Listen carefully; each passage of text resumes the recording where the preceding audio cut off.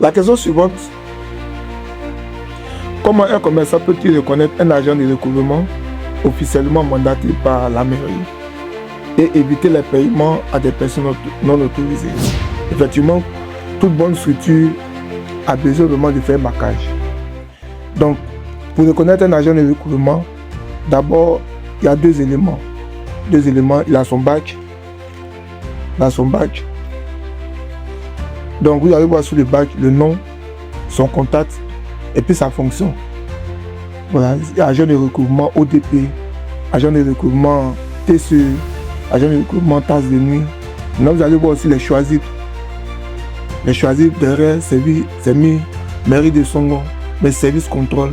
Donc, ces deux éléments déjà identifiés. Et puis après, vous allez voir, si vous voulez aller blanc pour contrôler, sa carte professionnelle. Sa carte professionnelle. Il y a certains éléments aussi que vous allez voir dans sa main, les carnets. Voilà, les carnets que vous allez voir dans sa main, il dispose ça. Donc, je ne donne pas ces carnets à quelqu'un qui n'est pas agent de la commune, agent de recouvrement. Donc, c'est à mes agents que je donne. Parce que tu as été mandaté, tu es travailleur à la mairie, tu es agent de l'État, tu es à la mairie, tu es fonctionnaire, tu es à la mairie. Donc, je te donne ça. Je te donne ça. Parce que je te reconnais dans mon effectif. Donc, tant que tu n'es pas dans l'effectif communal, tu ne peux pas avoir ça. Mais c'est seuls les agents de recouvrement, qui ont ça, qui ont habilité à avoir ça. Quelqu'un qui est dans le service technique ne peut pas avoir ça. Quelqu'un qui travaille à l'état civil ne peut pas avoir ça. Quelqu'un qui travaille au cabinet du maire ne peut pas avoir ça. C'est ceux dans mon service. Voilà, pour recouvrement. C'est à ceux que je donne. Ce sont les valeurs inactives. Les valeurs inactives que le trésor regarde. C'est-à-dire que ce sont des supports. Vous regardez derrière.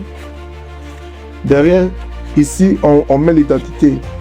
L'identité du contribuable. Toutes les informations relatives au contribuable. Ben, il a ça. Et puis il y a la souche que nous avons ici. C'est cette souche-là que nous renseignons à l'ordinateur pour constituer la base de données. Maintenant, quand il fait son paiement, ici c'est marqué mois par mois. Janvier, février. Donc on met les d'autres valeurs natives qui sont les thèmes et les cachets que nous mettons derrière.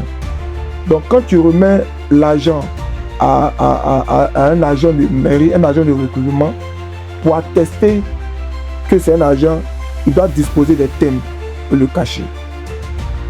S'il a seulement le cachet, ça ne suffit pas. Les thèmes et le cachet.